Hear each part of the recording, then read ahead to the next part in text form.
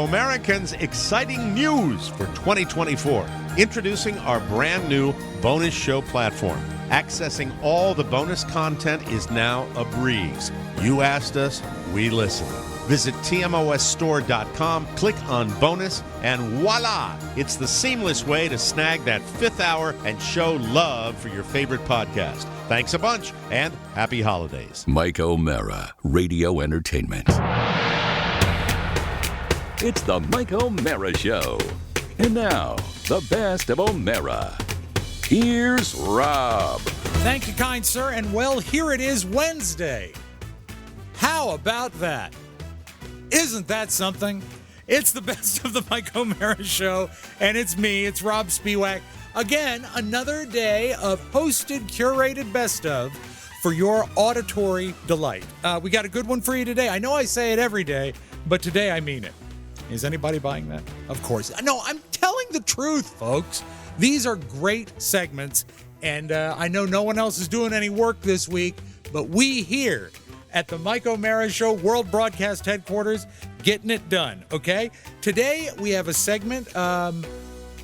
Mike refers to this segment a lot, and it's one I'm very proud of. It's a concert recap that I think you will enjoy that will maybe give you a new appreciation for a member of a group that maybe you don't think that much of. I'm just guessing, but I think you're going to enjoy it. Also, we have some Audio Vault highlights, a guest in the form of a Mr. Jim Amato. How about that?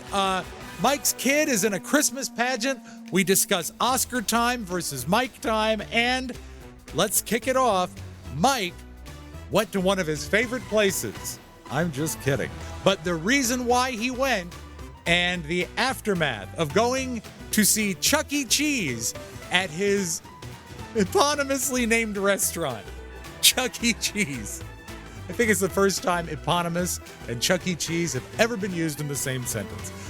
Mike goes to see Chucky the Rat on the best of the Mike O'Mara Show. It seems like we're just, wallowing in commercialism on the Mike O'Mara Show, but I have to tell you my Chuck E. Cheese story. Oh, good. You know what? These are all, here's what people should know. I didn't get to this all week. People should know that before the show, Mike and I, and when Oscar shows up, when he deems it appropriate to show up, we have a brief 5-minute meeting and we discuss a list of stuff that Mike's going to talk about. And there's certain things that I really get excited to hear. And since Monday, you've been saying, I got a Chuck E. Cheese story. Well, thank God you're getting to it. Wednesday, he did so well with the beginning of school. I said, Daddy's going to pick you up on Wednesday, and we're gonna do something fun. Okay. Because he's been, that's a long day. I mean, it's like 20 to 7, and he gets off the bus at 2:55, which is basically 3 o'clock. That's a long day. And for after a total summer of being unstructured, I mean, that's a lot. He's jumping into the deep end right away. Yeah, I'm happy with him. And just really, it's just been a great experience. And for all you parents that have that, I'm happy for you. For those that don't, I get it. Yeah. But it's been fun for me. So I say, I'll take out. And I didn't know what I was going to do with him. And then, the great parent cop out. It's 300 degrees out here. So taking him outside to do stuff is really not in the cards. And the casino is not good. Yeah, as much as as soon as he gets to be 10. 10? Man, it can't come fast. Yeah, 10. Do they offer a playroom down there? Doesn't matter. I'll leave him in the car with the air conditioning. Let's go watch the dogs. I'm going to teach you what a trifecta is. There you go, baby. Take a look at this. Micah, some of those machines are just like watching a cartoon. Exactly, yeah. They're electronic.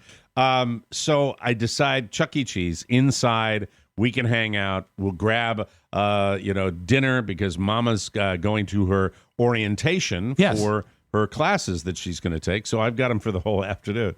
So it's the road less traveled. There's hardly anybody in the Chuck E. Cheese. So it's an early afternoon Wednesday Chuck E. Cheese stop? Yeah. It's not exactly it's not exactly the time you're going to spot a birthday party in there. No, not prime time at all. And I roll in there and it's cool. I'm fine with that. And he's running around grabbing his tickets. And I don't mind it. I'm running around with him and we're having a great time. Are you running? One time I actually ran. Oh, wow. I actually ran. Oh, you get excited because you're there. Dad, come here. And I feigned running, I pretended running. Chuck E. Well, you got your monthly quota of exercise in. Testicle 2, I don't need any help from you either. You know what I mean? So I'm sitting there and I see this dude. and he's on his. It's not really an iPhone as much as it's a small like iPad. He's on a device, An iPad and Mini he's or a engaged tablet, yeah. something that he's in. And this dude looks like a combination of Paul Giamatti and who's Ron Howard? Clint Howard. Wow. Okay. That's a lot of good-looking people all in one. He is, and I notice him because I notice, a man by himself in a booth at Chuck E. Cheese. I get a little bit of a, warning, danger, Will Robinson. And it's danger. and it's something that he probably realized it. Because, Right. you realize when you're out of place. One time I took the kids to the Renaissance Festival, and they're Right. off, talking to the kings and getting their pictures taken with all the people. And I realized, hey, it's me. I'm 45, and I'm just walking around the Renaissance Festival by myself. People think I'm a creep. But not the same stigma No. as a child's play center. But yours is 5 times worse. I had the same sensation at Victoria's Secret. yeah. Okay, thank you, Yeah. Jim. Yeah. Jim has a secret, too. Look how happy he is. I know. Look, he just loves coming in here and doing this, doesn't he? I think I might lock him in here for the weekend. See, this is a relief for my wife because she's like, don't you ever stop talking. and I found people that accept me for my stickiness. Don't go That's crazy, wonderful. Jim. Yes. Don't get happy. Anyway, so I'm watching this guy. Yeah, he's just and hanging at Chuck E. Cheese. There are maybe 10 to 15 kids with their families. Sure. In this place. But no children Maybe- with him. But there are no children around him at Oh, all. God. Now, another dude, when we have our little pizza comes and we sit down and we're having a conversation. How is the and pizza? he's How was it eating, made? By a machine? I didn't have any, believe it or not. Good I for didn't have any you. pizza. Good for you. I'm lying. I mean, how could I ever not? You think you get a body like this without eating? I mean, it's him. And Carla wasn't there. Of course, we had pizza. I ate like 3/4 Thought of it. perhaps you got Chuck E. salad. The rat garden salad. We were right there. We were right near another rat salad bar. So, The salad bar is. I'm glad there are some places that still have salad bars because that's a great thing. another dude sits down on the booths on the other side Sure. of us, and he sits down. And I don't even think this about him because I'm like, oh, he's obviously a dad. Yeah. That's like not getting into it, and he's got a spouse somewhere running around, and he's doing his own thing. But this is how the mind works: is you look at somebody and you see somebody. And so I'm running around Chuck E. Cheese, and there are maybe 3, 4, 5 moms around and a few dads around. And, it's fun when the little ones will like crawl into a car that Michael's sitting in. Yeah. And at one point, this turbo, hottie comes up, Nice. and she looks like Margot Robbie. I'm not kidding you. Wow. And her little like toddler comes up, and I'm trying to be nonchalant, and it's just and she says, "Don't do that, Justin, don't do that." And I'm like, "It's okay." I'm kind of leaning over like I'm feigning disinterest. I stay as long as you like. Then she Go says- ahead, hang around. She says he's been acting out since his father left. Oh, hey, how you are you? gotta. And at the end of the day, I go back and we sit down again, and I'm coming back over, and this turbo hottie comes over to the table, and this is her hubby. This is her Really? hubby. And so the 60-year-old fat man with a beautiful wife said, "See, it's not just me. No. It's this is a guy that out kicked his coverage like you would not. You would not believe. My mouth was agape. I thought this was Johnny Pervolino, Sure. who was sitting there, and now listen, here for the free Wi-Fi. We've discussed this before. People come into, workmen come in because it is cheap pizza. It is Yes. a cheap lunch. I've seen that before. But this was one where, you're always on guard in an environment Yeah. that's kid-centric because you're like, you think some creepo. This guy gets up. There's not a lot of interaction. So it's not like he's even engaging, but Right. I have no idea whether I'm pretty sure this was her husband. Okay. And it was stunning to see. It was special. Did you And, swap any actual conversation with Margot Robbie? Not really. No. Because I was thinking didn't, it would be nice, just to be friendly. Obviously, all adults are sort of uncomfortable at Chuck E. Cheese because it's an environment for children. And if you had said, it is, if you said, we appear to be sort of outsiders here. Would you like to join me in the ball pit?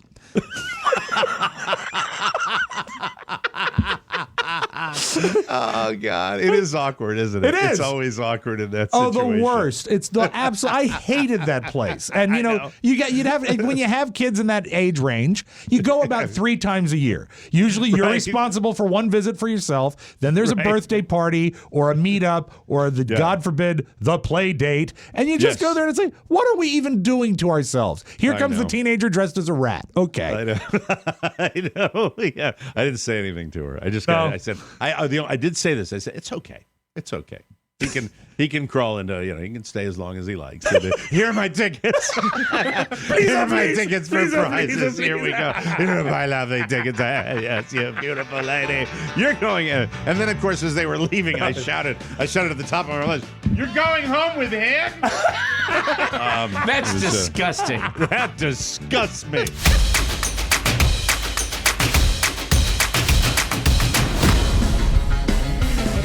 Welcome back to Bot Moss, the best of the Mike O'Mara Show. And Rob Spiewak here, the guy who picked all the segments and the guy who's hosting. Hey, that's me. This segment is fun. We talk about scheduling, Oscar time, Mike time, and a lifestyle that certain people have become accustomed to.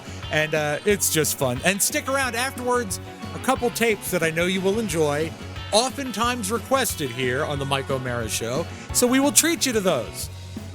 I'm here and you're there, listening to the best of the Mike O'Mara Show. Speaking of Christmas, there is the big pageant that will be coming up shortly with my kids' school, and apparently I came home and my wife informed me that my son is actually going to be the little drummer boy. Oh, wow. my God. And I thought, Some of it he's- really fine. stuff, so really fine stuff. That's a beautiful thing. Now, Really is beautiful thing. it a non-denominational pageant? Because so many times when I was growing up in kindergarten and stuff, they couldn't do Christmas stuff. They could do PC. holiday No, stuff. it's a Sikh church. Oh, good. Sikh. That he goes to. It's the Sikhs. No, it is. It's a Presbyterian church. Okay, I didn't where he realize goes that. to. Okay, cool. And I'm not a Presbyterian, so I don't know what the Presbyterians do. They I think worship drums. You go to the I think you have to go watch press. River Runs Through. Oh, you're in media. You should be a Presbyterian. Your Presbyterian pass. Presbyterians are, it's a beautiful church, Yeah. and that's where we go to watch this little pageant. But apparently, I thought it was on merit. I thought it's because he's just cute as a button that's the reason why he was selected. No, apparently they drew numbers out of a hat, and he got lucky. He got the lucky number. All the kids, all the boys wanted to be the little drummer boy, and my son got lucky, and he's going to be the little drummer boy in the Christmas. Did someone party, get which is stuck with being animals? Well, last year that they have like a ton of angels, and they Yeah, trump them all extras. through. They slide them in there, and they do that. I don't think there's any dialogue. Do you have to yes? rehearse? Yeah. He's been singing "Parumpa Pum Pum," and then he looks at me and he goes, "Come, they told me," and he looks at me with his little cute eyes and goes, "Poop, poop, poop, poop, poop," and I'm like, "Okay, we don't say that. We don't say poop." He's at that age now where everything is poop. You know, Hey, he's, that it's could all that about the could butt. go viral though. Yeah, I'm still making those jokes after all this time. you know? He's at that age, 59. Very, very, very difficult for me. Michael, that's not a source of humor. You're not supposed to do that. We don't do that on the Mike O'Mara Show. We don't do that. Thank you. Thank you very much. But he's cute as a button, and I'm looking forward Have you to seen seeing this. what kind of costume will he have? Oh, yeah, that's a big deal. No, Mommy's been doing a lot more pickup and drop off with my newfound work and recreational schedule that Oscar was doing his very best to disrupt yesterday. But the fact is, Wouldn't want Way to go, Oscar. Wouldn't want to interrupt your day, Mike, with a little work. I knew exactly what you were doing too. Oscar and I had a little text exchange. Oh, really? Yeah, because Oscar knows what I'm doing on Friday at noon, and said, "Hey, you gonna be available for an interview Friday at noon?" I said, "No, I can do it a little earlier." trying to And help then Oscar takes me. Oscar Trying to help you, I'm takes. sorry. And by the way, and all these texts are coming at 4:15, which I call Oscar time, and so the. Why is that Oscar time? Because that's when you're finally awake. No, I got a text. If you must know, I was trying. Spiewak with the win. I was trying to book a guest for book him on a national radio show. I know. And I was know. like, well, I could either. And I actually was going to wait till you were done, I got to give this to Rob. but Hold they on needed before- to know. This is funny. What you got? This The is- actual this log is- of the text. Yeah, I want your analysis, Rob. I want Okay, your very good. analysis. Okay, so yesterday, let me see what time it is. This is fun. Those of you keeping track at home, see who really cares and who doesn't. All right, it's not 4 o'clock. It's 3:02. Can you go on Chris Freitz, who I'm doing the political persuasion show with, and a wonderful guy. Can you go on the Freitz Sirius XM show on Friday at noon? Quick hit, 15 minutes. I said, can't do noon, but I can do 11. Now, I know when I'm sending that to Oscar Yes. that he knows exactly why I can't do it. He knows that. He knows enough about When me, you hit and send, is it a drives very him slow, nuts. deliberate send? You say, can do 11. I said I can't do noon, but I can do 11, or in a pinch, 11:30. So immediately, no hesitation. Oscar raised back. Noon is the earliest they can do. That's the pre-tape time. Up to you. There's the passive aggressive right there. Up to you. He wanted to cross promote. Like I didn't know he wanted to go. Of course, I know he wants to. So would you like to know what my response was? Yes. Nope. I said Must nope, feel pretty and good. Oscar Just- says, this is why we haven't. This is why we're still here and not on the radio. You know what I mean? That's exactly Yeah. your soul. That's the window into. I know you believe that with every fiber of your being. Sorry, I that said, tea time's not going to go anywhere. okay, I'll tell him next time. He sent you an email, and then I didn't know that, so I go to the email, and then I get the same kind of thing from Mr. Freitz, Right. And then they worked it out where I will be going on his show, and I will be going on Friday. So Friday I'll be on Cool. Sirius Yes. XM to talk to Mr. Chris Freitz, who is my. But I knew, And you'll have a new episode We know of we know what we're doing, Oscar, when we're doing that. Don't Oh, we? yeah, We know. I know you're rolling as- your as eyes. I know that you know. As I told Chris, it's not that he doesn't care. It's that he has a lifestyle he's accustomed to. Yeah. I hope He is you a man didn't who say has a that. routine. I hope you didn't say that, you son of a. I anyway, did. oh, I you did. Okay, I said that's he cares great. enough to move our schedule on Wednesday. He's committed, but not his schedule on Friday. Man's got to live. Anyway, we got to take a break, and we will come back. It's funny. I don't see that as being a typical process, nor is it a typical process to All right, be we've working on. got to go now. I want to thank you both. Thank you. All right, it's back to you, Jim. Ollie, don't let her go away. That's what. Does she have a response to that? Is she still there? What's that? Did the lady just leave? Yeah. Oh, that's too bad. We should have kept that discussion. She's back if you want her. Yes. She heard you. Yes. What would you like to know? I would like to know a response to what the gentleman said. The gentleman's a very effective spokesperson for the company, but obviously the people who live there are not satisfied with his explanation. Right. So what do you want now?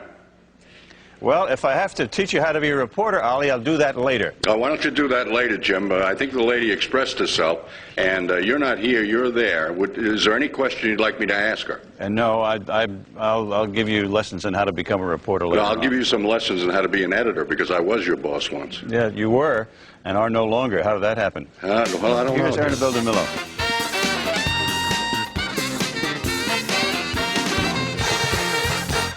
Okay, now, wait a minute, Herb. Why don't we ask her a little more about the robbery? Like, what time was it? What's that? What time was it? Oh, all right. What time is it? It's like 10 a.m. It's 10 a.m., Jack. You ought to wear a watch. When I was an anchor, I always wore a watch. No, Herb, ask her what time she heard the shots. All right. Well, what time do you hear the shots? Well, I think it was around 8:30, but my kid saw everything. Everything. Thank you. Take it away, Jack. No, Herb, it sounds like the children may have seen the shooting. Okay, why don't we talk to one of them, Herb? You call me Mr. Welch.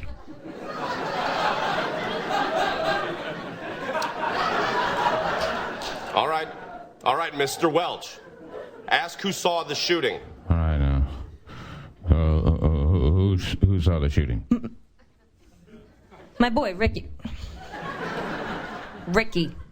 All right. Come here. I I got him.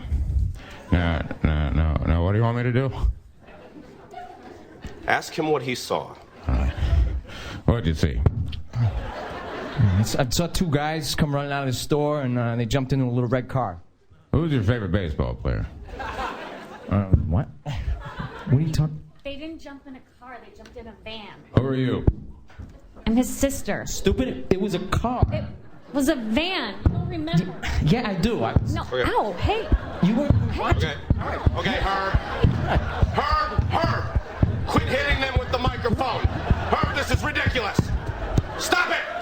What? Stop it. Hey, I'm not going to take reporter lessons from some haircut.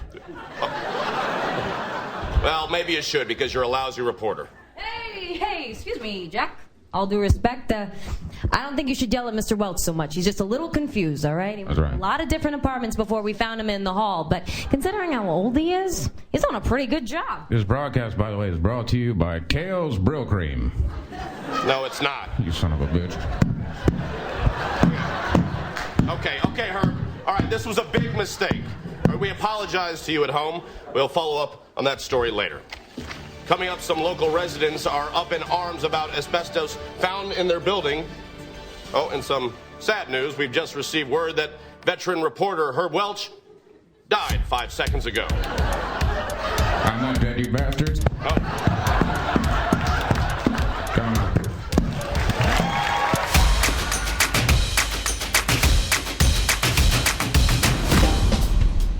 Hoop-de-doo and dickory-dock. It's the best of the Mike O'Mara Show with Rob Spiewak, along with, on tape, Mike O'Mara and Oscar Santana and the usual gang of idiots.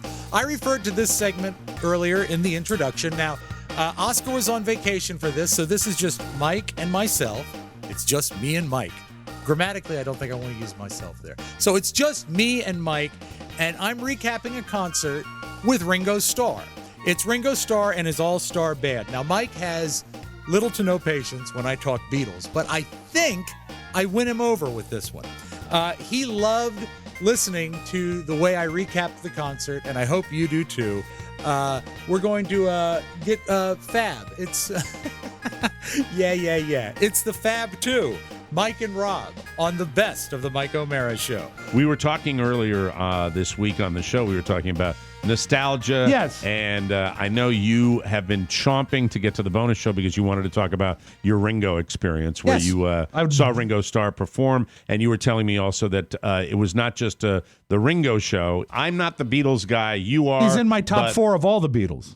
You like Ringo Starr, and it's nostalgia. I will say this: I saw Ringo on TV recently, and he looks remarkably well preserved. 78. Did he look that way? He's 78. He's almost 80 years old, and he still has that kind of Ringo. There you go. Did he look good at the concert? He looked fantastic. We went to a place here in D.C. called Wolf Trap, and every city has a place like this where it's an open pavilion on a hill, so you can buy lawn seats or pavilion seats, right? And a lot of people do like a picnic type deal. I want to say real quick a thank you to Katie Forbes Van Herman. When my mom lost her husband about 2 years ago, instead of sending flowers, Katie sent a gift card to Wolf Trap because she knew that Dave loved music. And she said, this is, use this when you can. And so my mom had this gift card and she bought 2 tickets to see Ringo. We lucked out. We got 2 tickets, last row of the pavilion, which doesn't sound great, except it was because they weren't the built-in seats. They were folding chairs. So we had miles of legroom and an aisle seat. So the seats were perfect. Ringo comes out. He looks fantastic. He's energetic.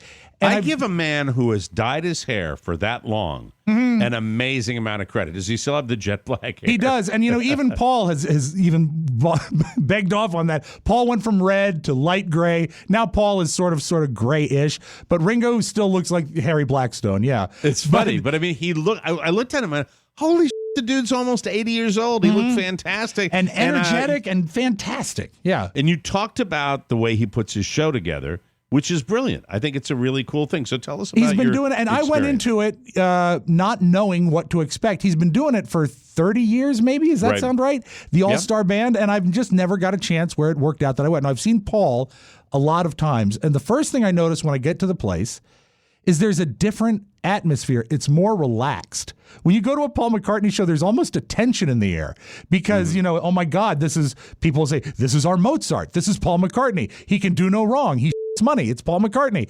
But everyone at Ringo is just like, hey, you know what? We're going to have a show tonight and it's cool. And it's very relaxed. He comes out and he surrounds himself.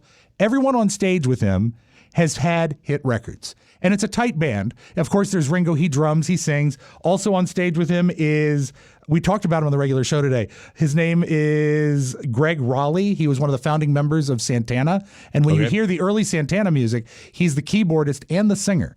So he's on stage. This is a guy that was on stage at Woodstock, and now he's playing with Ringo Starr today. And you hear, Santana. That's a credential, right? Yeah, of course. And he also, I didn't know this, he went on to form Journey. He was Journey's first lead singer. So he's had an amazing career. Then on stage with him, one of the most amazing guitarists of our time, Steve Lukather from Toto. And I would never go see Toto in concert.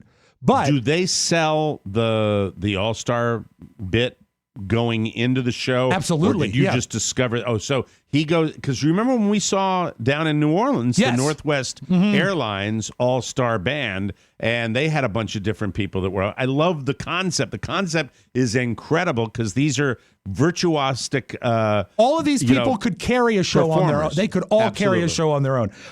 Mike, I thought of you. I know we both love the Average White Band, and we have one of the horn players, Freddie V, who calls the show sometimes. But the first lead guitarist of the Average White Band is named Hamish Stewart. He's up there. And so he sings and plays lead guitar.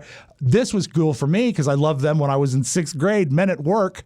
Colin Hay, the lead singer of Men at Work, is up there playing. Who can it be Exactly. now? And then the other thing that was so cool is that they've got a drummer up there named Greg Bissonette.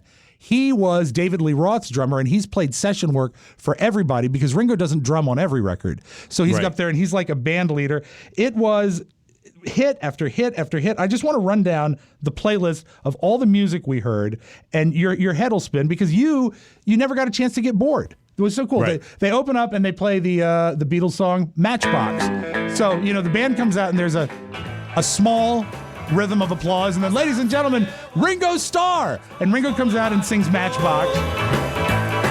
I said I'm sitting here wondering, Matchbox holding. Now, is that a deep cut for the Beatles? That is. But you see, Ringo didn't sing a lot for the Beatles, so there's not many But he to go to. sang on this one on a Beatles? Yeah, this is one of his But if signature you're a songs. Beatles, if you get a boner when the Beatles are on, you scream because this is a song you know completely. And what was so cool about it is that it is a little obscure. You wouldn't think about it. This is the kind of song that when we were on the way to the show, I said to my mom, I'm sure he's going to sing Matchbox, and we laughed. Ha ha ha! No one knows Matchbox, and it's his opening song. So that was cool. awesome. Yeah. So you got excited. Yeah, about that. and right away I realized the band is on point. I mean, and the sound is great and everything. Fantastic. Yeah. Okay. And then they go in and he does one of his solo records, which I'm sure you'll recognize. He had a really good post-Beatles career. Especially Don't Come Easy. Yeah, like the 5 or 6 years after the Beatles broke, this is a big number one hit for him. And so, and now I'm realizing, because this is not a 3-chord Carl Perkins record, this band has got it going on. Because all these people, they're not only playing their instruments, they're singing back up, they've got the rhythm right. They got a big bunch of backup singers, too? No, that's the thing. It's a lean band. The guys all sang? They all sang. Yeah. It's like seeing a really tight bar band, except they've sold 400 million records between them. It's That's so cool. neat. Yeah. I like it. And you know it don't come easy. And then he goes into another, sort of a Beatles deep cut. I think this is from Rubber Soul, but it's a country flavored record. So at this point, I wouldn't know this one. This one I would not know. But at this point, I could say, you know what? I could go home now. I saw a Beatles sing 3 songs. This is great. But little do I know what's about to happen, because then he introduces this guy, Greg Raleigh, who was with Santana, and he's in front of a vintage keyboard. And just imagine, like, we're already thinking about Woodstock, and we're surrounded by all these people, great crowd. Is Everyone's it a having Hammond B3 with a Leslie cabinet? Likely. I couldn't see because I was not. But I'll tell you when I hear it. But I'll know. Then this starts to fill the sound of the air of the night. Tell me this isn't great. You got a dinner bell. And then By the way, my band, the Crap Blues Band, played this. Really? We played this. Yep. And he I remember sounds playing one of my when I was absolutely in the middle of the band experience that I had, and I was playing this. This was one of the most fun jam records that we played. And by the way, it is a great jam record. What makes a great jam record? You just start going nuts. I love music, but I've never been in a band. What makes Right. it? What makes a great jam record? Is it the loose construction of it, or loose construction and the fact that when you get to the hey, and then everybody just goes off the aircraft carrier and you start having a great time. But that's cool. And I'm sure he knew what he was doing. Oh my God! And the thing is that I would think after 50 years, and probably a pretty rough 50 years, he still sounds the same. I mean, his voice is recognizable, which was How really did he cool. look? Older. Are all these guys probably north of 70? He would almost have to be because he played at Woodstock. Well, the Toto guy doesn't necessarily have to be, right? I would say he's probably close to 70, though. Close to 70? But I mean, if you were on stage at Woodstock, and that's 50 years ago, you got to be over 70. So then he throws it over to, so I mean... Yeah, that's a Hammond B3. So great. With a Leslie cap. I mean, it's the kind of... There were so many moments at this concert where you can feel the hair on your arm stand up because you're hearing something I would right would in hear front this of you. and go, I didn't expect it. That'd be awesome. I get what you're saying. I'm with you. I'm with you on this. And Keep then going. there's and then he throws it over to Steve Lukather. And I mean, again, if I can go And to a they do concert, this one? Yes, if I could just have 3 Toto records, I'm good. That's all I need. I don't need any filler. Just play the hits, man. And it sounded just like this. And that would be so you're playing this because you have told me this is like one of the best concerts you've ever seen. It was probably the most fun I've ever had at a concert. And this is Okay. going to make me All seem like a weirdo, but when you go see Paul McCartney, there's like pressure because it's such a big deal. Now, you keep talking about that as far as it's more fun. Do you get the vibe when you go to a McCartney concert that everybody's there to kind of like see the Eiffel Tower? Yeah, I it's do a just little like bit. And you know what? And they're you- doing that because it's a moment, Paul's playing or something Invariably, when you leave the Paul concert, you had a great time, and it's a very special thing. But I'll tell a story. You know my buddy Pat House. I know you're good friends with him. Yeah, how's Pat doing? He's doing good. He's just recently married. Congratulations, Pat. But one time, we were going to a Paul concert together, and we were on the way, and he got real quiet. I said, "What's the matter?" He says, "I'm sad." I said, "Why?" He said, "In 4 hours, it's going to be over." I said, "It hasn't started yet." And that's the kind of pressure that, a mega fan you get. Yeah, the McCartney thing, you lose me with a little bit with that. But I get this when you're hearing songs that you wouldn't expect to have. That's Exactly. cool. And I didn't know. I purposely didn't read Did you the know set that it list. was going to be the guy from Toto and the guy from Santana? No, and the guy, I you knew didn't that know- he surrounded So you didn't himself- know that until you walked into the concert. And I also didn't know that they were all going to play their hits. Right. I knew that he was surrounded by famous musicians, but I thought we were going to, go through it. So how was the live version of Rosanna? It sounded Did it like sound like this. Rosanna? Yes. Okay. And All his right, very guitar work is amazing. And then I'm still not knowing who everyone is, and they introduce Hamish and Mike. This guitar riff is every bit as important as the sax. Yeah. And when they go into absolutely. this, your neck the hair on your neck stands up now because These are such tight quality records that they are doing on stage. And did they have a horn player? They have a guy playing up this? there. He's played with Donna Summer, Olivia Newton-John. He actually was a founding member of Blood Rock back in the day. His name is Warren Ham. But they only had one sax, but I think they doubled it. They have an electronic doubler on the processing, Right, so it right. sounded just like the record. Very And cool. this is when I looked up and I said, this is almost surreal because this is a song I've loved my entire life. I'm Right. seeing it played before my very eyes. And Ringo is drumming on it, which is weird because it's not Ringo's band, I know. And All right. it's so cool. Now I get it. they go to the next guy, and he's playing lead guitar over there. And one of my favorite songs, I remember when I bought the album in 6th grade, and this guy that was just a minute ago playing saxophone picks up a flute, plays the flute lead, and Colin Hay sings this record. Sounded like the record. Exactly. His voice is exactly the same. Are you getting a vibe when you're at this concert that people are experiencing it like you are, that they're saying, I this do. is really pretty spectacular Yeah, stuff? you're getting You're getting your screamers. money's worth, right? Oh my God, yeah, and they weren't. And believe me, we didn't pay McCartney prices, Paul. Okay, yeah, Paul's expensive. Yeah, right. and it Paul was- would bore the hell out of me. And you're right. Paul would bore you, and that's Yeah. why I think this is a concert better suited to you. By the way, here's why I'm letting you do this. Okay. I'm not letting you. You can do whatever you want. Right. But the reason I'm into it too what you're doing here is describing a concert that more concerts ought to be. You're right. You're exactly right. Because I'm not somebody who will sit there and I know, listen, I know I'm alone on this. Maybe I'm not with a lot of people, but I'm not one that can get into listening to one album all afternoon. I'd rather hear bounce around the iPod. And this is for the iPod generation that you're playing hit. And to do this and to surprise people, I think it's a pretty cool. I'm giving the hats off to Ringo. I think that's a pretty cool thing. It's Who such a else? brilliant Who else? idea. Bring it. And then he does a couple Beatles songs for us. This is one that they did, I believe, on the Ed Sullivan Show. This was his show number when the Beatles first got together. So for a fan, this was big. I've been told when a boy gets a girl. And he's also drumming and singing, which is really cool to watch because you realize he's been doing this for 60 years. You know, he just get behind a kit and do it. Awesome. And then he gets up from his kit and he walks over to a piano and plays horribly and sings the first part of this from the White Album. But I mean, he sucks on piano and he's having so much fun with it that he sits down and he plays this horrible lead like this. It's just, you know, bum, bum, bum, bum. And he sings the first part. Listen for your footsteps. Yeah, see, and that's then, why Ringo needs to have these people around him. Exactly. Because Well, you can't. Has Ringo done concerts like this for a long time? Yeah, about 30 where he 30 he years, I surrounded think. himself with the other people? Yeah. All right. He did it in 1964.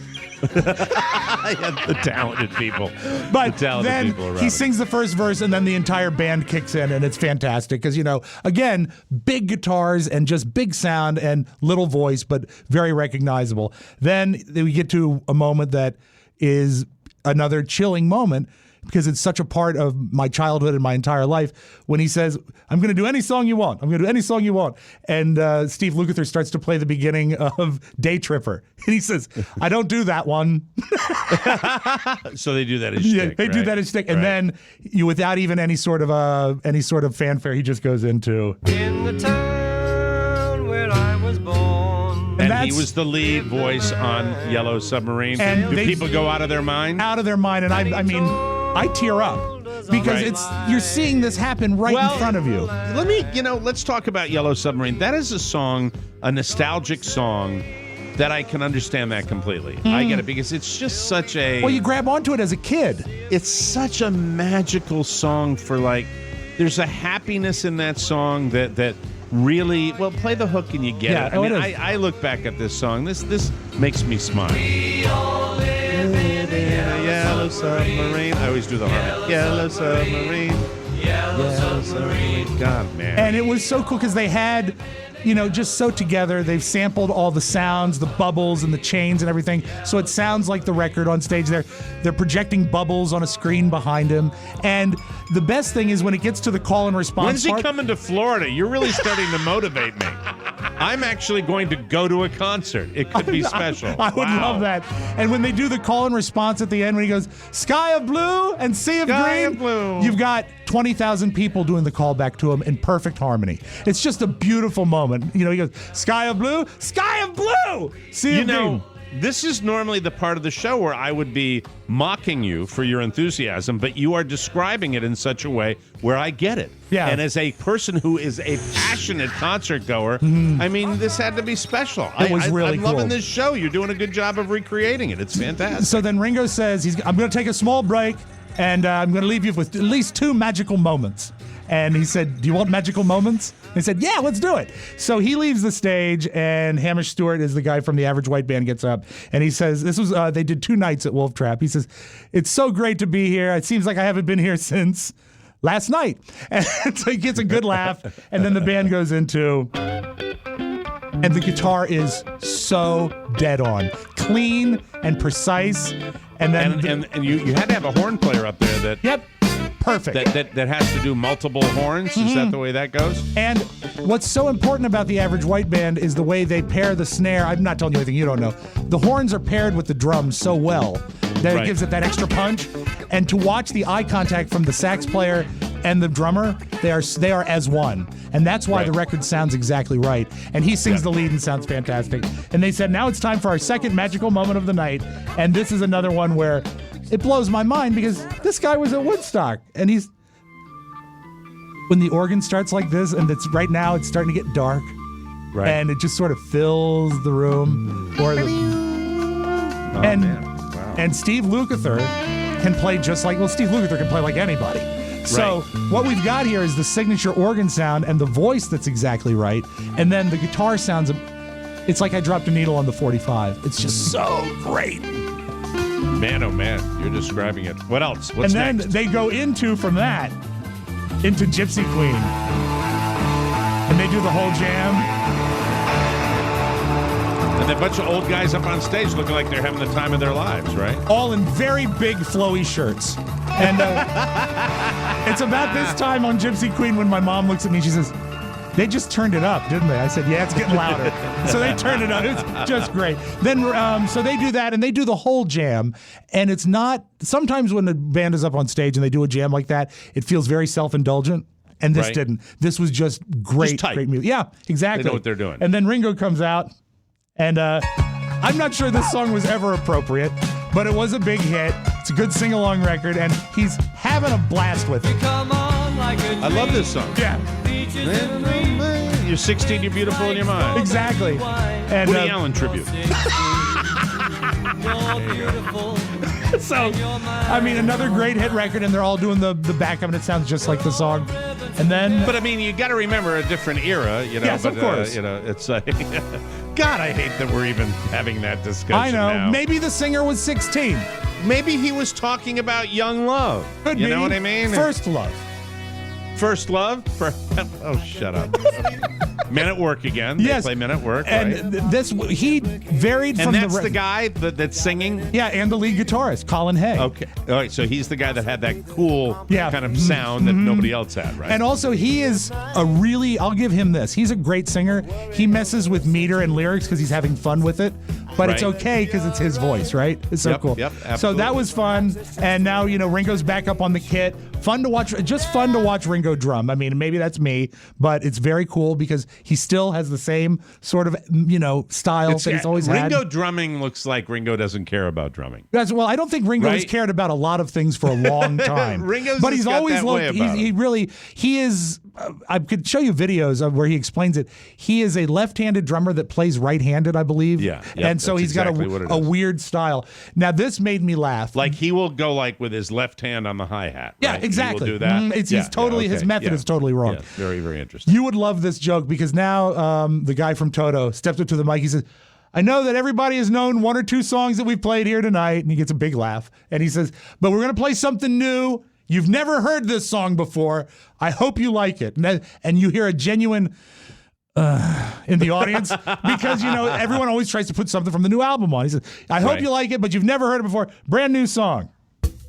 And the drum starts, and they play "Africa" by Toto, and everyone's which is great. Which is so great for him because this was it. Who did they did a cover of this last year. Weezer did a cover of this, which was basically like a cover band that was so Right. accurate, but it had it back on the charts again. And again, this is one of those songs that it has almost like a sonic flavor to it. And when it filled the pavilion, it just sounded so good. I hear the drums echoing tonight. You're enjoying yourself, aren't you? I am. I'm having a great time. And you get to go on vacation after this. That's cool. And so That's I'm fun. thinking now, there can't be anything left in their arsenal. Where can they Right. go from this? Well, right yeah. into the end. Oh, Right? yeah, come over. Uh-huh. He says, Didn't they play this at Woodstock too? Did they Yes, play I believe this? they did. think they did. I did. Yep. It's so- Absolutely. and so again, trying to wrap my head around the fact that I'm seeing something that was played at Woodstock. Did you have any expectations that you were going to see a show like this? No. Where it was going to be these. I don't want to say they're none of them are obscure hits. No. Well, These a are- couple of like the Ringo thing, but this is like just great stuff that everybody. I mean, these are wonderful, wonderful songs they're playing. I was there to hear Ringo sing one song. I Right. mean, I said, I didn't even know if he'd drum. I say, if he drums, that's great. That's a bonus.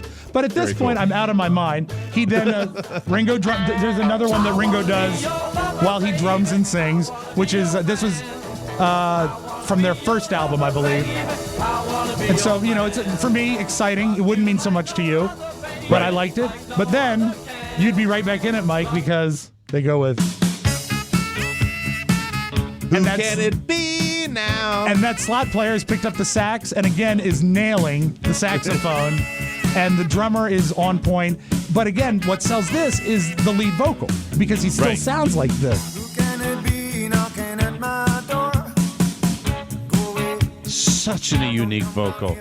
I So mean, good. really, such a sound. That You weren't. This is 83 or 4, I think, when it broke. You weren't on the radio yet, were you? 'Cause I I'm was wondering not if you on the broke radio at WABA, but I think I played this. Yeah. Well, I certainly 82. played it. 82. You know, 82. Yeah, that's what I- we're getting from the research department. Yeah, that's right. God, it's amazing it's that long ago. Really, really special. And Wow. again, I think they've got to be out of tricks. But then they play the third Toto record that completes our Toto triumvirate. So there seems to be a theme here of 3 songs Per from artist. every person that makes for a hell of a concert. I would This is think special. that the audition process is you go and you sit down with Ringo and he says, "So have you had 3 hits? You're in." You're in. Come out into the band. You get to play your 3 hits. And then the moment that I was waiting for, and as you know, I had a very emotional day because I had dropped Julia off at school. And Right. my favorite song of all the Beatles solo stuff happens, and it was absolutely worth it. Photograph. Yeah, it's such a great song. Not a Beatles song, a Ringo song. Ringo song.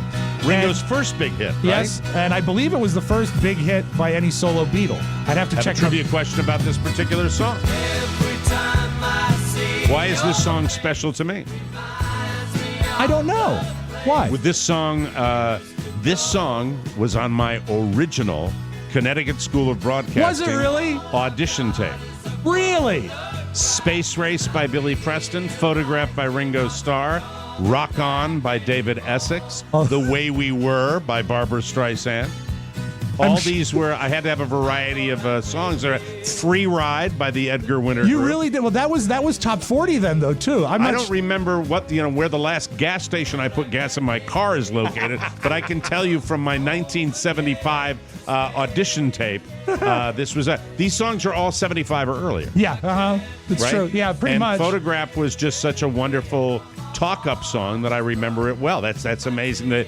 So they're winding down now. Yeah, right, this with is. song? At this point, I really do have a tear rolling down my face. Mm-hmm. This is a special song because this is the song that Ringo sang at George Harrison's tribute concert. They did 1 year after George Harrison died. And it's so sweet because he gets up there and he says, "This song is about a lost love, but now the meaning is so much more."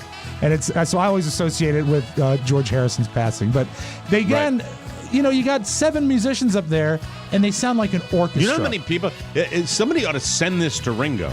Because, I mean, this is the greatest concert promotion I have ever heard. They're probably already back in their old man houses now, but this is pretty special stuff. This sounds like a great show, And a then- special show. And then the Ringo does 2 closers. We're winding up.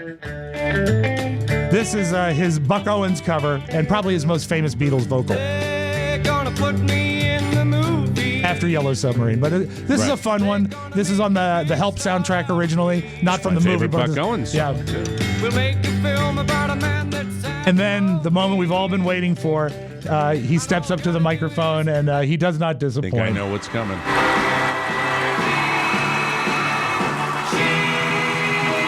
Oh, I gotta say that what they did was very cool. Is they actually did start with the band singing Billy Shears like they do on the Sgt. Pepper album.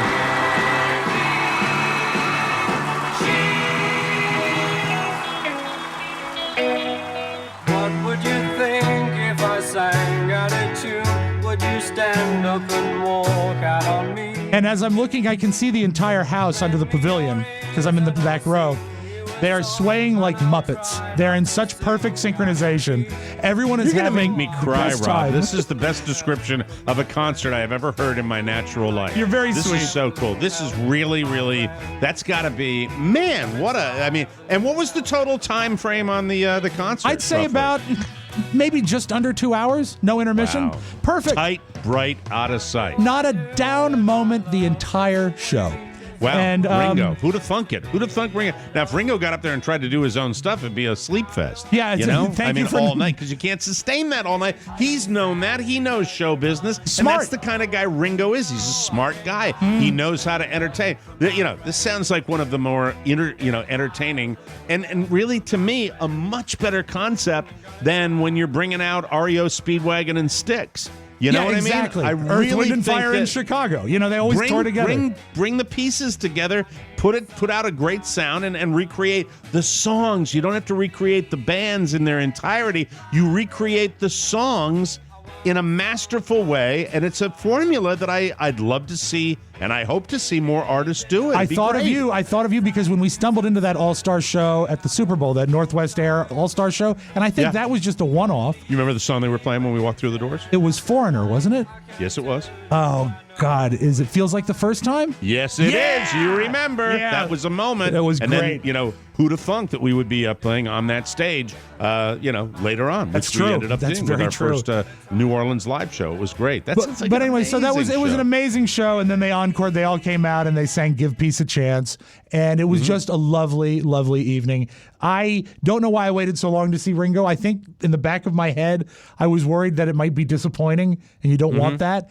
And when in fact it made it 20 times better. So if he comes to your town, I'm going to find out where he's coming. I mean, that's awesome. I love that. Here's the most amazing Beatles fact that I can give you of the day, though. Maddie hates the Beatles. Maddie, what did you think of that? I mean, I'm very curious because that I'm not, if I'm 5 minutes into that and I think Rob's providing us with a sleep fest, I did not know what was coming with that. I thought he was going to talk about his concert. I didn't know that he was going to spend the bulk of the show talking about it, but I was there. What were your feelings on that, the way that was presented? The variety of it did sound amazing. That sounds like a show that I would even be a part of and enjoy. So I didn't. But you would get beer hate the recap. Thank you for not hating the recap, Maddie. Would you get a beer when Ringo was singing, or what would happen? I would get a beer for every song, but that doesn't matter who's playing. I don't understand the question.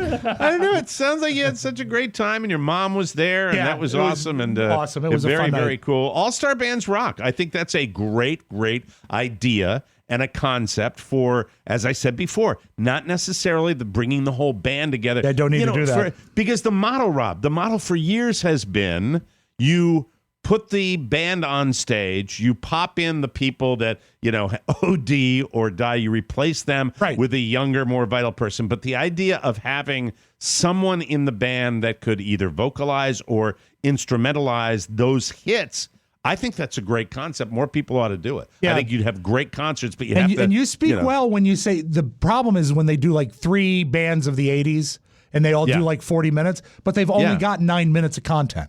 You can't do that. You can't. Exactly. And then, I think of groups like the Motown groups, like the Spinners or something like that, where you get, you've got your 8th spinner who's there's up been, there I think, doing that, I literally think there's been 50 Temptations. There have been 50 of them. Yeah, it's to me, it's better if you have an original and then have, but everybody Ringo had sounds like they were integral to the particular hits they were playing. So it was a fantastic show. If you have a chance to see it, I know this: I will never miss another show if he comes through town again, because I so truly regret having not seen it leading up. Leave them drums alone. Oh, surely I could just have a little touch. You so much as breathe heavy on them and I'm out on strike. Aren't you being rather arbitrary? There you go, hiding behind a smokescreen of bourgeois cliches. I don't go messing about with your earphones, do I? Spoil sport. Well? He's very fussy about his drums, They loom large in his legend. What's up? Oh, he's sulking again. I'll show him.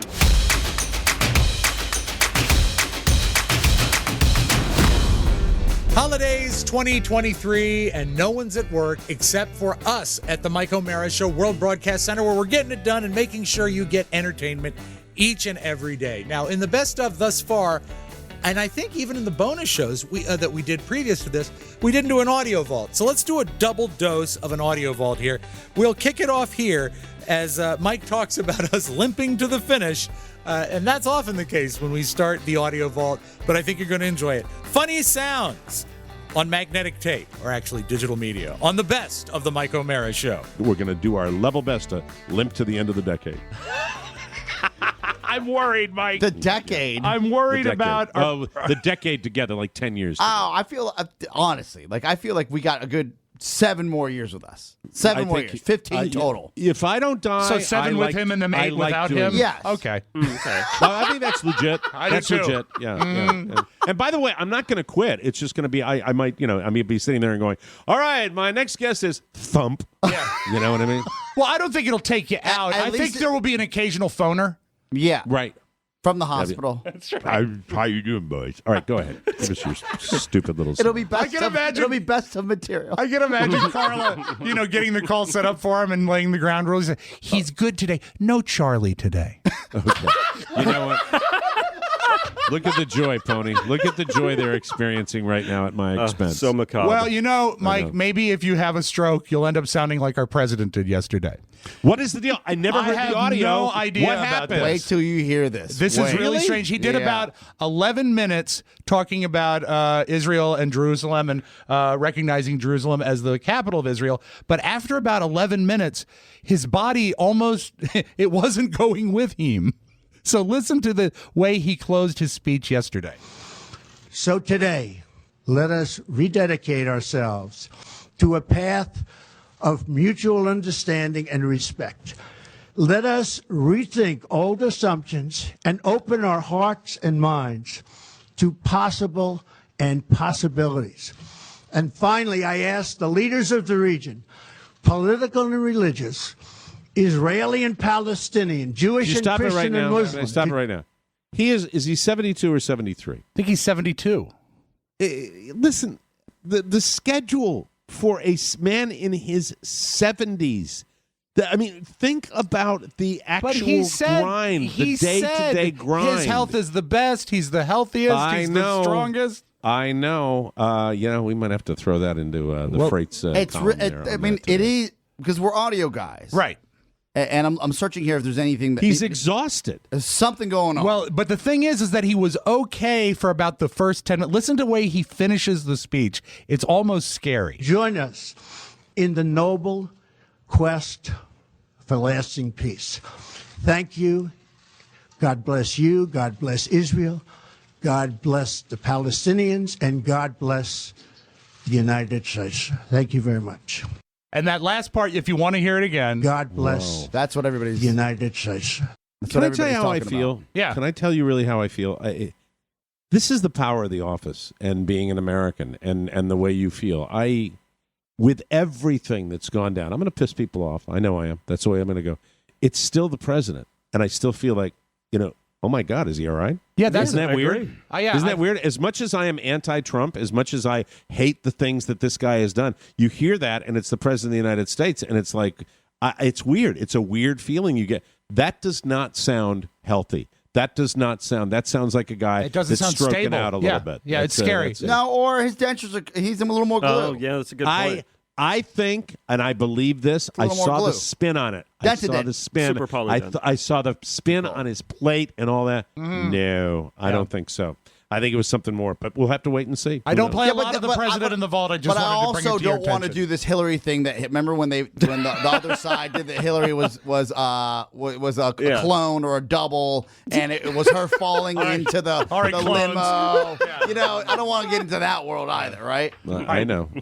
Here's something a little Thanks for bringing up Hillary again. Okay, here's something a little happier. Thanks, Sean. A scientist go ahead. named Dr. Joe Bennett took a computer program and fed in the 200 most popular Christmas songs of all time, and had the computer write what is going to be the best Christmas song of all time. And here's the amazing thing. What the computer spit out, the computer is not a person, obviously. It is just perfect software combining all this stuff. It sounds like a Mariah Carey record, okay?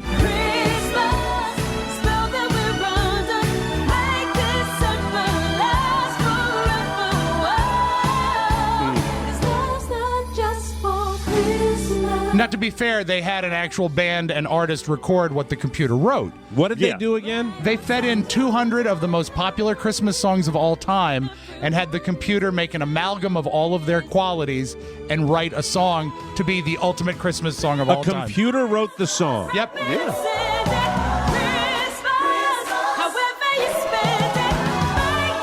unbelievable is that? We're going to be useless Is in this 10 a new years. era? Well, Are we gonna have the machine learning. Are we going to have the computer write hits? Well, aren't they 'Cause it doing does- that now? Do you think Britney can really sing? Well, no, I think they're processing, Oscar, but I'm Yes. talking about actual songwriters? putting together this is AI. the whole equation. That's a new that's world. right. maybe. But Pretty, you know what? I wanted to hate it. It's not bad. It really Yeah. does sound No, like a that's decent the thing Christmas that's record. Frightening that a computer knows what to write to make a hit. I think it's folly. I think it's fantastic. Stop it. Come on. There we go. And then the scientist said, God bless the United States. That's right. All right, bad news, but a happy ending, Mike, for Deerfield, New Hampshire. Zippy the Elf has been stolen. Oh, Jesus. But Zippy the Elf is back. Thank really? God. All That right. as of this morning. But last night. Elf on a shelf? That's what it is. It's a life-size elf on a shelf. They've dressed a mannequin, and they hide him around the city. Wow. And someone stole Zippy. And you know what? The fire department is sad, but this little kid is also sad. I feel kind of sad for Zippy. He's our town elf, and it's like an I Spy game to find him everywhere. I think that person maybe just stole him, maybe because he didn't have any friends. That's sweet. I don't know if you're going to get Zippy, and it's going to help that you don't have any friends. Oh, that's Zippy the Elf, and not like the fraternity brother I had that we called Zippy the Pinhead. Oh, no, he was different. I have tape of him, by the way. Zippy I do. God Here he bless is. the United States. Now, let us close with this. Ryan Reynolds did a promotional film for Deadpool. He's headed down to the Brazil Comic-Con. Have you ever been to the Brazilian Comic-Con? No, I have No, not. there's not a hair there. And the thing about it that's so great is they have a They tattoo bleach down parlor. there. They do. Okay, go ahead. Don't say anything. Go ahead. They Keep go moving. down there, and there's a tattoo booth at the Deadpool site there at Brazilian Comic-Con. And so what Ryan Reynolds did is he put on Twitter yesterday a picture of his mom that he photoshopped a facial tattoo on her to promote Right. this tattoo booth. But even better, he released this video in character. Here's Deadpool inviting you to come down to Brazil. We close with Ryan Reynolds. To show my dedication to the legions of Brazilian Deadpool fans, I've spent up to 20 minutes on Google Translate, as well as countless hours watching telenovelas to teach me everything about your official language. That's right, Brasil. This sexy red spandex app learned to speak Portuguese. All right, well, hopefully I get the accent right. Here goes. Você quer meu corpo no seu pra sempre? He's lip-syncing Então vamos this. tornar esse sonho em realidade. Esse ano, na Comic Con Brasil, eu vou mandar uns tatuadores mais ou menos treinados para usar o seu corpo nu como uma bela tela de pele. Look me straight in the nipples and tell me I didn't just nail that. Now what are you waiting for? Go to the website below to reserve your spot, and you're sure to be the talk of Sao Paulo. Space is limited, so best hurry. So let's all go to Brazil and get tattoos. That is your Magic Audio Vault. Have a great day, everybody.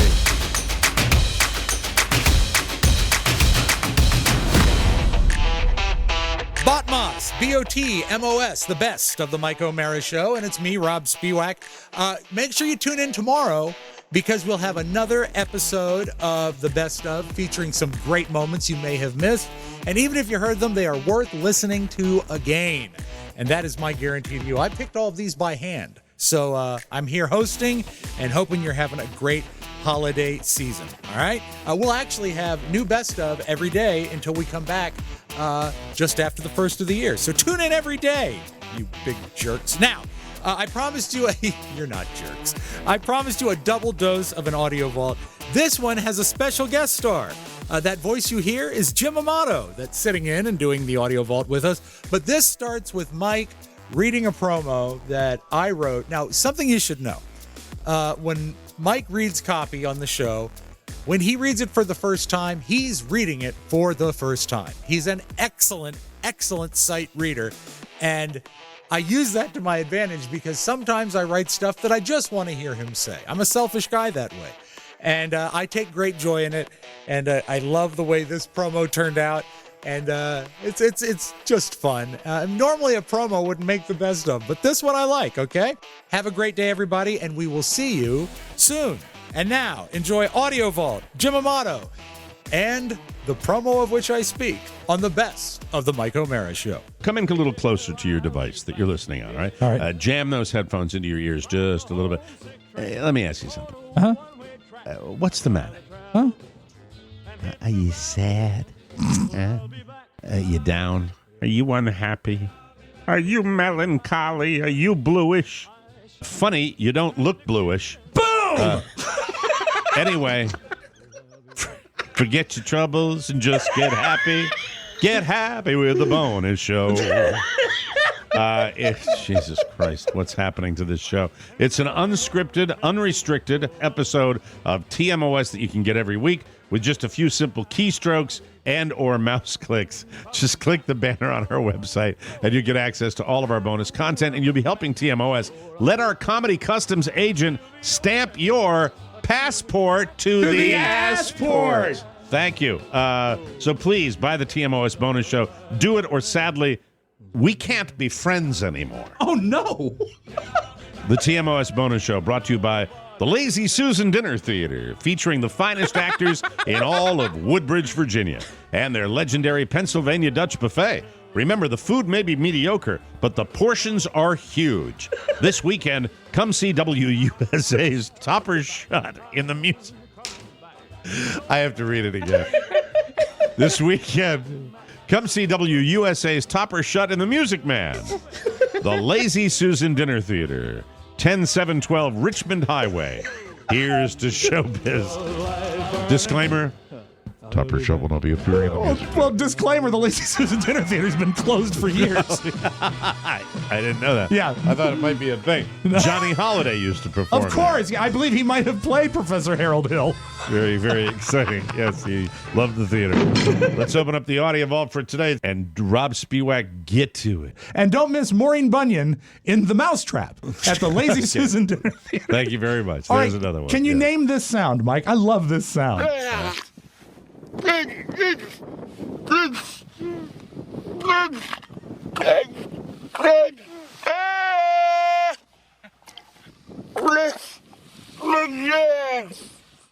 Any idea? Is it animal? It is. Play it for me one more time. I want to try it.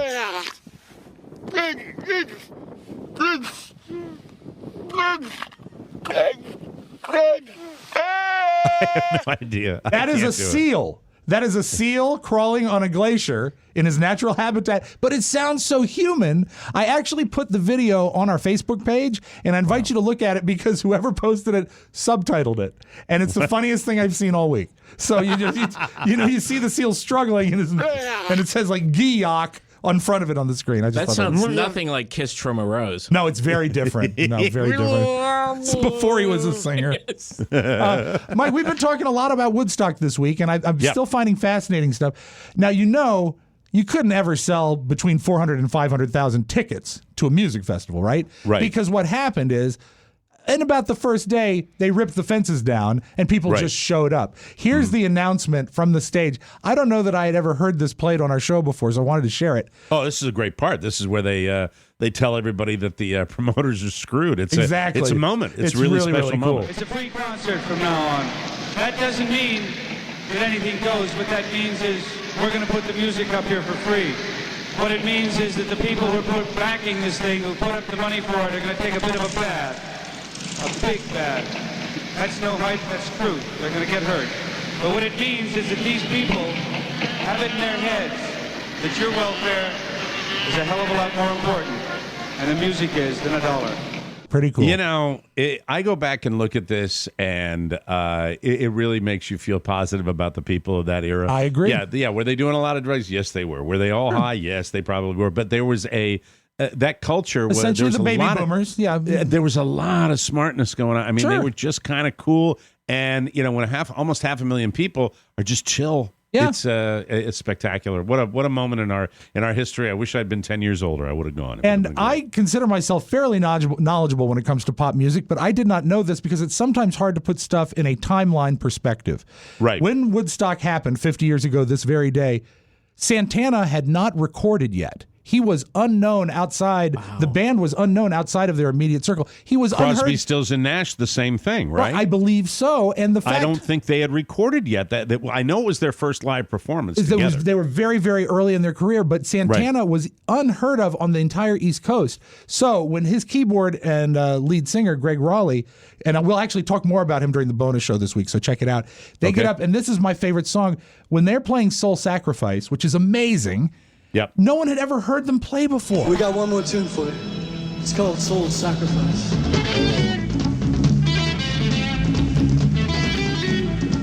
They were put on the bill as a favor to the promoter. That's it. Oh, my goodness. And when you think about Santana, and their sound, and just that was their thing. That was their sound. They create. It's just fascinating when you go back and look at that, and really what talent. And the next year, 1970, that's when Santana came out with Oye Como Va, and Crosby, Stills, and Nash. They got big with Ohio that year. That this is a turning Woodstock point. is like the launching pad. The for springboard, the 70s. right? Yeah. Spectacular. Really. But anyway, really cool. again, and we've been talking about it all week. If you've never seen the movie, the original movie Woodstock, watch it, not just as a musical piece, but as a snapshot of history. It's really, really an entertaining and valuable watch, I think. So yesterday I got to the Joe Cocker portion of Woodstock, and Carla's watching him, and I said, I want to share with you, and it translated. Really, I almost pooped myself. I laughed so hard, and it was the moment years later on Saturday Night Live where John Belushi walked out as Joe Cocker was performing and did his Joe Cocker impression, which really was a staple of his repertoire. I think it's what that's what got him on the show, I believe. I think it is, and it is still. It is, and the funny, it's not just when he's doing the impression, it's when Cocker starts to sing and you just see Belushi walk backstage, almost still in character. Yeah. Oh, God. Absolute. That was just a wonderful time. I'm very nostalgic about that. I always think of this friend of our family's named Smoke was over, and Joe Cocker was performing on television, and he walked through the living room and he said, some bitch looks afflicted. And everybody said it. That's the thing. And if you look, I hate to take a trip down memory lane too much, but I have to tell you that everybody, all of us kids, were watching Joe Cocker back in the day and saying, everybody to a man said, he's really sounds great. What the F is wrong with him? Right. And then to have John Belushi come out and just encapsulate do what everybody was thinking was a moment. It was one of the. I urge you go. And by the way, it's hard to find on YouTube, so Google it instead, and you'll get a better clip than if you YouTube it, because the YouTube gives you like a little blurb and they do a quick edit. It's NBC sitting on all the property. It's NBC, absolutely. All right, let's close with this. I'm still loving Lights Out with David Spade. 2 great jokes from last night, and including Mike this week. If you're not watching it, you missed a great walk-on from John Lovitz, which was literally a walk-on. He walked on, waved, and got off. Selling me. It was You're great. selling me. It was good. Anyway, here's 2 good jokes from Spade. Disney and Mattel have teamed up to make Star Wars Barbie dolls. This is the closest guys who like Star Wars will come to holding girls who look like Barbie. A new iPhone accessory will help you take selfies with your cat. It's called Divorce, and it retails for half your money.